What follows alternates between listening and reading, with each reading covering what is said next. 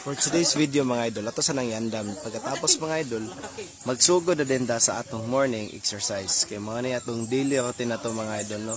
Always do exercise with the mga idol. Hinanay makadali mga idol, oh.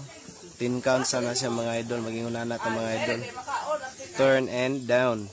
Unana sa mga idol. Iikisa ninyo ang inyong tuhod mga idol. Yung tiil kay para ma-straight ang inyong kaugatan mga idol. Kaya nanagod nga klase mga idol, iwas ta sa injury ba sa atong pag-exercise mga idol, basta naka-stretching tadaan mga idol, no? Nindot ginang mag-stretching tadaan mga idol, ay hata mag-exercise. Kaya para ma-proper na to o perform ang ato ang mga pag-exercise mga idol, kay iwas injury na sa mga idol, no? Kaya namagoy uban mga idol nga dali kay malisa.